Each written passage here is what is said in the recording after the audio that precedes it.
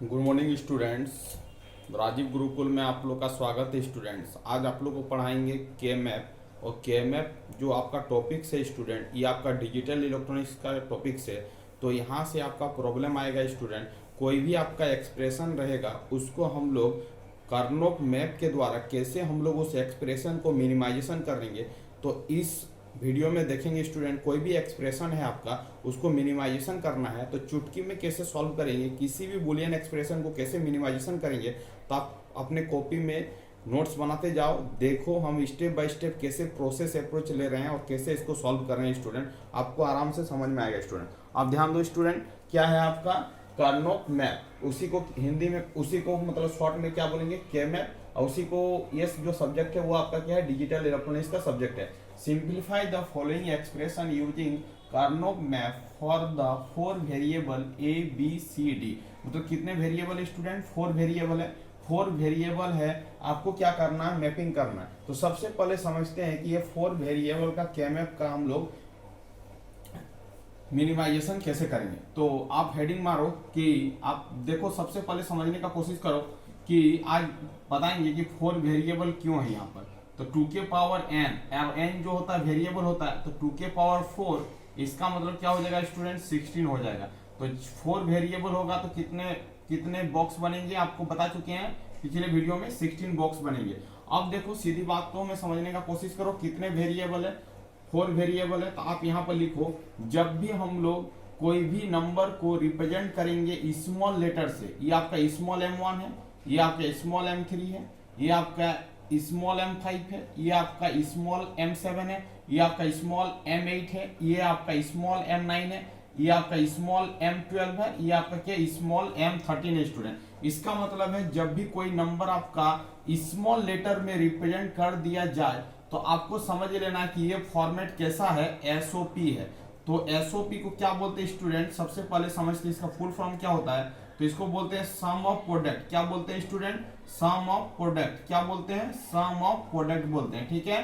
यदि यही लेटर आपका कैपिटल में लिखा जाता, यही लेटर यदि इस तरह करके लिखता है y इक्वल टू m1 इस तरह करके, और लिखता m3, और लिखता m5, और लिखता m7, और लिखता m8, और लिखता स्टूडेंट m9, और आपका लिखता m12, और आपका लिखता m13, तो आपको समझ लेना है कि ये आपको किस फॉर्मेट में मिनिमाइजेशन करना है, POS फॉर्मेट में क्या करना है, मिनिमाइजेशन करना है। इसको क्या बोलते हैं, प्रोडक्ट ऑफ सम। क्या बोलते हैं स्टूडेंट, प्रोडक्ट ऑफ सम, इसको बोलते हैं प्रोडक्ट ऑफ सम। देखो स्टूडेंट, अब समझने का कोशिश करो कि यदि आपका कैपिटल लेटर में लिखा जाए तो POS बोलेंगे, यदि आपका स्मॉल लेटर में लिखा जाए तो उसको क्या बोलेंगे, SOP बोलेंगे, सम ऑफ प्रोडक्ट बोलेंगे। इसका जो नोटिफिकेशन होता है वो आपका समीशन होता है। और यही नंबर यदि इस तरह लिखा जाता है स्टूडेंट, तो आपका y का जो रिप्रेजेंटेशन होता है वो पाई से होता है। और यहाँ पर लिखते 1, ये लिखते 3, ये लिखते 5, ये लिखते 7, ये लिखते 8, ये लिखते 9, ये आपका 12, और ये आपका क्या होता है स्टूडेंट, 13 होता है। आपको समझना है, इसका मतलब है कि रिप्रेजेंटेशन यदि स्मॉल लेटर में कर दिया जाए तो आपको बोलना है वो जो फॉर्मेट है एसओपी फॉर्मेट में है, मतलब सम ऑफ प्रोडक्ट के फॉर्मेट में है। यदि स्टूडेंट यदि कैपिटल लेटर में यदि एक्सप्रेशन को रिप्रेजेंट कर दिया जाए तो आपको बोलना है POS, मतलब product of sum. Product of sum पूरे नहीं लिख के स्टूडेंट इस एक्सप्रेशन को आपका इस नोटिफिकेशन में लिखेगा तो प्रोडक्ट ऑफ सम का जो आपका सिंबल होगा वो आपका क्या होगा, पाई होगा। और सम ऑफ द प्रोडक्ट का जो सिंबल होगा स्टूडेंट वो आपका क्या होगा, समीशन होगा। ये आपने नोट कॉपी में लिख लेना है। इसका मतलब है कि ये जो फॉर्मेट है ये आपका एसओपी फॉर्मेट में है। यदि आपका एसओपी फॉर्मेट में है तो उसको इस तरह भी रिप्रेजेंट कर दिया जाएगा, समीशन 1, 3, 5, 7, 8, 9, 12 और 13, क्योंकि इसका लेटर को ले लेगा, लेटर को नहीं लिखेगा, खाली उसका नंबरिंग को लिखेगा। 1 इसका नंबरिंग को लिखेगा, 3 इसका 5, इसका 7, इसका 8, इसका 9, इसका 12, इसका 13। तो आपको समझ लेना कि ये क्या एसओपी है। और यदि इस तरह दिया जाए या तो आपका पाई के फॉर्मेट में दिया जाए तो आपको समझ लेना है कि ये आपका क्या है, प्रोडक्ट ऑफ सम के फॉर्म में मिनिमाइजेशन करना है। तो आपको बता चुके हैं कि एसओपी फॉर्मेट का जो सिंबल होगा ये होगा और पीओएस का जो सिंबल होगा स्टूडेंट ये होगा। अब रही मुद्दा कि इसको अब मिनिमाइजेशन कैसे करेंगे, तो सबसे पहले समझते हैं कि बेसिक कॉन्सेप्ट तो समझ लिए कि एसओपी कब होगा और पीओएस कब होगा स्टूडेंट। अब आगे चलते हैं कि इसका मिनिमाइजेशन स्टूडेंट कैसे करेंगे, कैसे इस लॉन्ग एक्सप्रेशन का हम लोग मिनिमाइजेशन करेंगे अकॉर्डिंग टू मिनिमाइजेशन टेक्निक का यूज करके, मैपिंग का यूज करके। तो ये कॉन्सेप्ट बता चुके स्टूडेंट। अब देखो, अब चीजों को समझो कि यदि 4 वेरिएबल नहीं भी देगा तो आप कैसे जानोगे कि ये 4 वेरिएबल का केमैप है, तो वो भी कॉन्सेप्ट हम अभी बता रहे हैं। देखो स्टूडेंट, यदि आपका 2 वेरिएबल रहता तो 2 वेरिएबल रहता तो आप कैसे लिखते, 4 तक लिखते, 2 के पावर 2 मतलब 4। तो ये जो नंबर लिखने का तरीका होता, 0 रहता, 1 रहता, 2 रहता और क्या रहता, 3 रहता। अब देखो यदि 3 वेरिएबल रहता तो क्या होता है, 8 होता है। 8 होता तो ये नंबर लिखने का तरीका 0 होता, 1 होता, 2 होता, 3 होता, 4 होता, 5 होता, 6 होता और क्या होता, 7 होता। देखो 8 काउंटिंग करो, 1 2 3 4 5 6 7 8, यहां पे देखो 4, 1 2 3 4। तो ये आपका क्या है, ये यदि आपका 3 वेरिएबल रहता तो नंबर का जो रिप्रेजेंटेशन होता 0 से लेके कहां तक होता, 7 तक होता। यदि 4 वेरिएबल होगा तो उसको लिखेंगे 16 और नंबर का रिप्रेजेंटेशन 0 1 2 3 4 5 6 7 8 9 10 11 12 13 14 और क्या होता है स्टूडेंट, 15 होता। आप ही समझो, इसको काउंटिंग करोगे तो आपको 16 तक मिलेगा। इसका मतलब 4 वेरिएबल का जो नंबर लाइज करेगा वो 0 से लेके कहां तक, 15 तक। 3 वेरिएबल का जो नंबर लाइज करेगा 0 से लेके 7 तक। 2 वेरिएबल का जो नंबर लाइज करेगा 0 से लेके कहां तक करेगा, 3 तक करेगा। ये यदि 5 वेरिएबल के केमैप रहता तो क्या होता, 32 होता। इसका मतलब ये 0 होता, 1 होता, 2 होता, dot dot dot dot dot, या कहां तक होता, 31 तक होता। इसका मतलब है, आप समझ पा रहे होंगे हम क्या बोलना चाह रहे हैं कि देखो यहां पर देखो ये नंबर कहां तक है, 13 तक है। इसका मतलब है 13 तक होने के कारण ये तो आपका 2 वेरिएबल का केमैप नहीं हो सकता, क्योंकि 2 वेरिएबल रहने पर 0 से लेके 3 तक ही होता है। बट 0 से लेके 3 के बीच में ज्यादा नंबर है, ज्यादा नंबर का ये 5 है, 7 है, 8 है, 9 है। इसका मतलब है कि ये 2 वेरिएबल का केमैप नहीं हो सकता। यदि नहीं बोलेगा तो हम समझेंगे कैसे। अब 8 है तो 0 से लेके कहां तक होगा, 7 तक होगा। तो 0 से लेके 7 तक तो है, बट 8 9 12 और 13 तो आपका 3 वेरिएबल में नहीं मिलेगा। इसका मतलब ये भी नहीं होगा। अब देखो 16 को लोगे तो 0 से लेकर कहां, 15 तक है। तो ये नंबर सभी क्या 0 और 15 के बीच में है। इसका मतलब आपको समझ लेना है कि ये जो आपका होगा 4 वेरिएबल का केमैप होगा। इसमें नहीं जाना है क्योंकि आपका नंबर 15 के अंदर है, 0 और 15 के बीच में है, 0 और 15 के बीच में, इसीलिए इसको क्या बोलेंगे हम लोग, 4 वेरिएबल का केमैप बोलेंगे। यदि नहीं भी बोलेगा तो हम ऐसे करके आइडेंटिफाई कर लेंगे ये मेरा क्या होगा, 4 वेरिएबल होगा। यदि यहां पर 15 16 17 18 19 20 21 इस तरह रहता तो हम लोग बोलते ये वेरिएबल जो होगा 5 वेरिएबल का केमैप होगा। तो यहां तक भी हम समझा चुके हैं ये कितने वेरिएबल का केमैप होगा। ऐसे करके आपको वेरिएबल को सिलेक्शन करना है कि कितने वेरिएबल का केमैप होगा। अब रही मुद्दा कि अब इस प्रॉब्लम को सॉल्विंग कैसे करेंगे। पिछले वीडियो में बता चुके थे कि 4 वेरिएबल केमैप का जो आपका डिजाइनिंग होगा उसमें कितने सेल या कितने बॉक्स बनेंगे। तो आपको बता चुके हैं कि 4 वेरिएबल का केमैप में आपका 16 बॉक्स बनेंगे स्टूडेंट। कितना बॉक्स बनेंगे, 16 बॉक्स बनेंगे। तो आपको क्या करना, 4 वेरिएबल का केमैप को डिजाइनिंग करना है। अब देखो स्टेप बाय स्टेप आपको कॉन्सेप्ट बता रहे हैं। अब देखो यहां पर कितने वेरिएबल है, 4 वेरिएबल है। तो यहां पर लिखो एक वेरिएबल ए, दूसरा बी, तीसरा सी और लास्ट वाला क्या होगा डी। इसको मानेंगे स्टूडेंट हमको लिस्ट सिग्निफिकेंट बिट और इसको क्या मानेंगे, मोस्ट सिग्निफिकेंट बिट। हम पूरा डिटेल कॉन्सेप्ट बता रहे हैं, एक ही प्रॉब्लम में पूरा कॉन्सेप्ट को डीलिंग कर रहे हैं। अब देखो स्टूडेंट कैसे करोगे। अब देखो ये कितने हैं, 4 वेरिएबल है। तो 2 वेरिएबल को यहां लिखो ए और बी और यहां पर 2 वेरिएबल लिखो सी और डी। ए एमएस भी होगा, डी आपका एलएस भी होगा। चलो ठीक है। अब देखो, अब समझने का कोशिश करो, ए और बी है, ये सी डी है। तो 2 वेरिएबल को कितने तरीका से लिख सकते हैं, 4 तरीका से। 0 0 होगा, 0 1 होगा, 1 1 होगा और 1 0 होगा। पिछले वीडियो में बता चुके हैं ग्रे कोड को मेंटेन करने के लिए 0 0 लिखते हैं, उसके बाद 0 1, उसके बाद 1 1, उसके बाद 1 0 लिखते हैं। ठीक है, अब ऐसे खींच लो, ठीक, ये वाला बॉक्स को ऐसे ऐसे एक्सटेंशन करके लाइनिंग कर दो। चलो लाइनिंग कर दिया।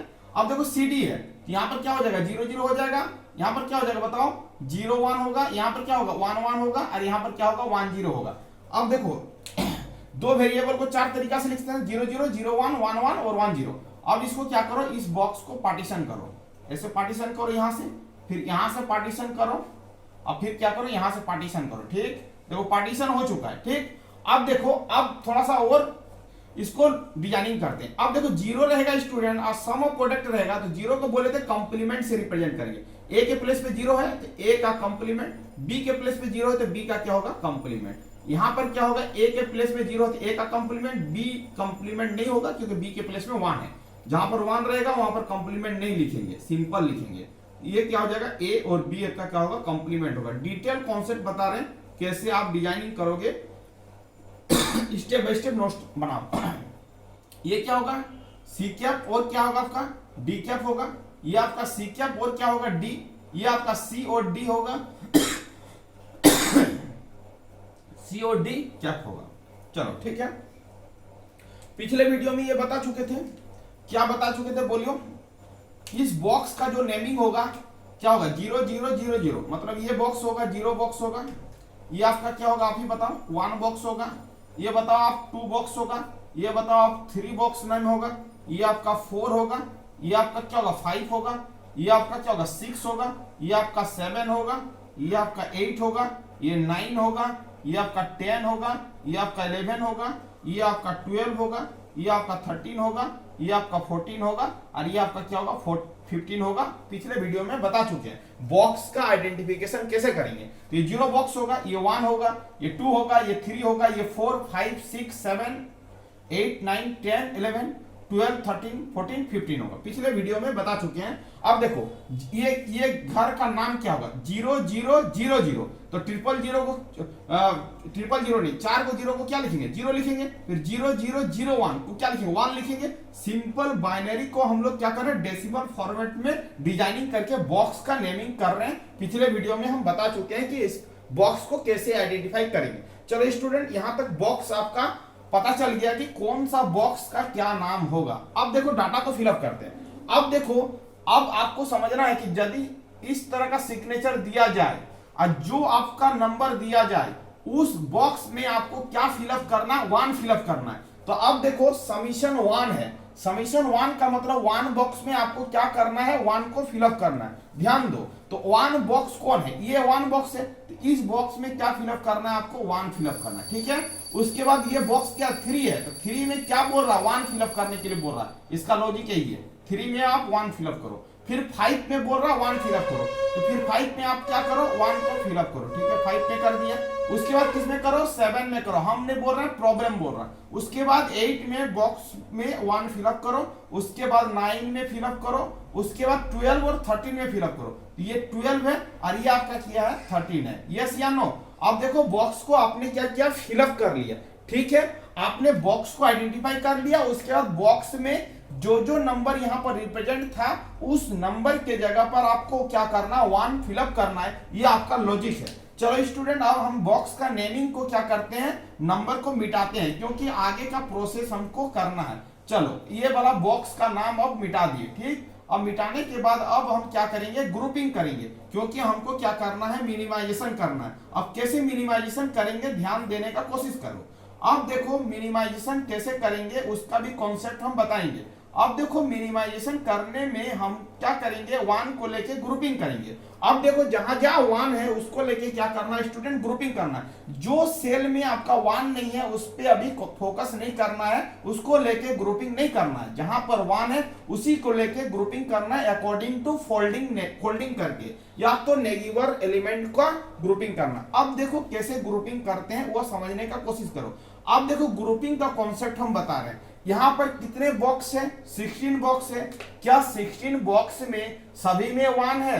तो आप यदि सभी में 1 होता 16 बॉक्स में तो सभी को लेके एक ग्रुप बनाते, बट ऐसा पॉसिबल कंडीशन यहां पर अवेलेबल नहीं है क्योंकि यहां पर 1 नहीं है, यहां पर नहीं है, यहां पर भी नहीं है, यहां पर नहीं है। बट 1 का ग्रुपिंग 16 को बॉक्स को लेके नहीं हो सकता है। तो अब क्या करेंगे स्टूडेंट इसका कॉन्सेप्ट होता है क्या आप 2 के पावर जितने वेरिएबल रहेगा उसको फर्स्ट चॉइस देंगे 2k⁴ मतलब 16 सेल को लेके ग्रुपिंग कर सकते हो, तो आप बोलोगे नहीं कर सकते क्योंकि बहुत सारे बॉक्स में आपका 1 अवेलेबल नहीं है। चलो ठीक है, आगे चलते हैं। 2k⁴ मतलब आप देखो 4 के बाद 3 में आना है, 8 को लेके ग्रुपिंग कर सकते हो। ऐसा कोई पॉसिबल ग्रुप बन रहा है कि 8 का सेल आपस में ग्रुप बन रहा है? ऐसा भी कंडीशन अवेलेबल नहीं है। 8 का बनता तब जब यहां पर 1 रहता, यहां पर 1 रहता, ऐसा कंडीशन होता तो 8 एलिमेंट को लेके हम लोग क्या करते, ग्रुपिंग बनाते। ऐसा कंडीशन यहां पर नहीं आ रहा है।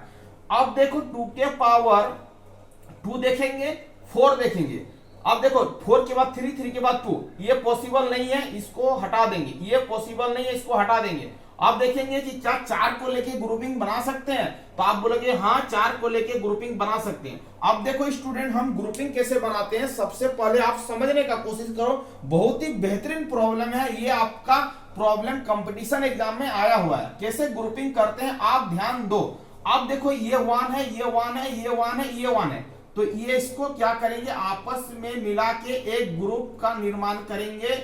और देखो ये क्वाड ग्रुप बनेगा। क्या ग्रुप बनेगा? क्वाड ग्रुप बनेगा, क्योंकि 4 का ग्रुपिंग को हम लोग क्या बोलते हैं, क्वाड बोलते हैं। तो चारों आपस में क्या हो रहा है, ग्रुपिंग हो रहा है। तो इसका मतलब है इसको लेके हम क्या कर सकते हैं स्टूडेंट, ग्रुपिंग बना सकते हैं, कोई दिक्कत नहीं है।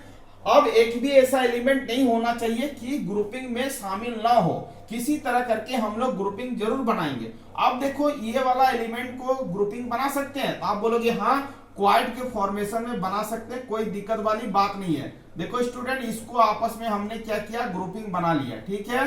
अब देखो किसी स्टूडेंट के मन में यह दुविधा होगा कि मान लेते हैं कि वह पहले इस 4 एलिमेंट को ग्रुपिंग बना लेता, उसके बाद ग्रुपिंग बनाने का कोशिश करता, तो उसके प्रॉब्लम में क्या मतलब आंसर में क्या रॉन्ग आ जाता है वह देखने का कोशिश करो। बहुत स्टूडेंट क्या करता है, इसको लेके ग्रुपिंग बनाता, किसको लेके बनाता है, इसको लेके ग्रुपिंग बनाता, बाय द वे इसको लेके क्या करता है, ग्रुपिंग बना लेता।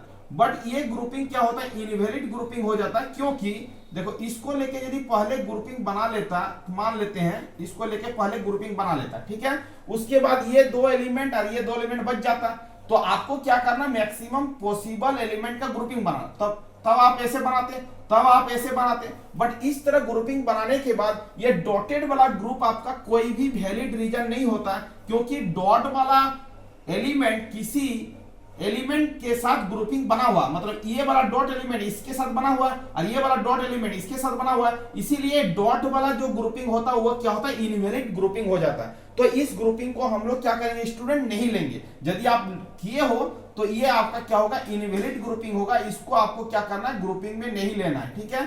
तो इसको क्या करेंगे, हम लोग हटा देंगे, ग्रुपिंग में नहीं लेंगे, क्योंकि इसका एलिमेंट पहले से ग्रुपिंग बना हुआ है। अब देखो ग्रुपिंग बनाने के बाद अब इसका फॉर्मेट को लिखेंगे कैसे, उसको समझते हैं। तो अब देखो इसका नाम देंगे, इस ग्रुप का नाम देंगे, इस ग्रुप का नाम देंगे स्टूडेंट G2 ग्रुप, और इस ग्रुप का नाम देंगे हम G1 ग्रुप, ठीक है। अब G1 ग्रुप का एलिमेंट को लिखने का तरीका सिखाएंगे कि कैसे लिखेंगे। अब देखो G1 को कैसे लिखोगे, G1 ग्रुप को कैसे लिखोगे, कैसे रिप्रेजेंट करोगे। तो G1 देखो इधर साइड में क्या है, इधर में है G1 ग्रुप में कौन है, ये वाला है, और इधर साइड में ये वाला एलिमेंट है। अब देखो इधर पहले इधर देखो, उसके बाद उधर देखो। अब देखो चीजों को समझो कि इधर में G1 ग्रुप में ये बॉक्स पार्टीशन हो रहा है, इस बॉक्स में कौन सा डाटा कॉमन है, तो यहाँ पर A कैप B कैप है, यहाँ पर A कैप B है, इसका मतलब है B कैप और B है, तो ये तो कॉमन नहीं है, तो यहाँ पर क्या है आपका A कैप कॉमन है। आप लिखोगे यहाँ पर A कैप, ठीक है, साइड से आपको कॉमन आया A कैप। आप देखो ऊपर से देखो क्या कॉमन आ रहा है, यहाँ पर C कैप D है और C D है, इसका मतलब है ये डाटा में कौन कॉमन आ रहा है, D कॉमन आ रहा है, तो A कैप और क्या लिखेंगे, D लिखेंगे। ये आपका G1 ग्रुप का नाम हो गया स्टूडेंट। अब देखो G2 का ग्रुपिंग को कैसे हम लोग मिनिमाइजेशन करके लिखेंगे, तो G2 में देखो, G2 का इधर वाला देखो, इधर वाला G2 का बॉक्स ये है, इधर वाला देखो, तो यहाँ पर क्या कॉमन है, A कॉमन है, तो A लिखेगा, ठीक है। ऊपर में देखो क्या कॉमन है, ऊपर में यहाँ पर C कैप यहाँ पर भी है, यहाँ पर भी है, इसका मतलब स्टूडेंट क्या हो जाएगा, C कैप कॉमन आ जाएगा, ठीक है। G1 और G2 का ग्रुपिंग का हम लोग लिख लिया। अब देखो इसका फाइनल रिजल्ट को कैसे लिखेंगे, तो क्या है आपका सम ऑफ प्रोडक्ट है, तो हमने क्या किया, यहाँ पर प्रोडक्ट तो कर ही लिया, अब क्या करना, सम करना है। तो इसका फाइनल रिजल्ट जो होगा G = G1 प्लस क्या हो जाएगा आपका G2 हो जाएगा। अब G1 का वैल्यू कितना है आप ही बताओ, a कैप और क्या है d है, और G2 का जो वैल्यू है वो a और क्या है c कैप है। इसका मतलब इसका फाइनल रिजल्ट जो होगा स्टूडेंट वो आपका हो जाएगा a कैप d और क्या हो जाएगा a c कैप हो जाएगा। यही आपका स्टूडेंट क्या होगा, इस प्रॉब्लम का क्या होगा, आपका आंसर होगा। तो आप इस तरह करके इस प्रॉब्लम का क्या कर सकते हो स्टूडेंट, सॉल्यूशन कर सकते हो।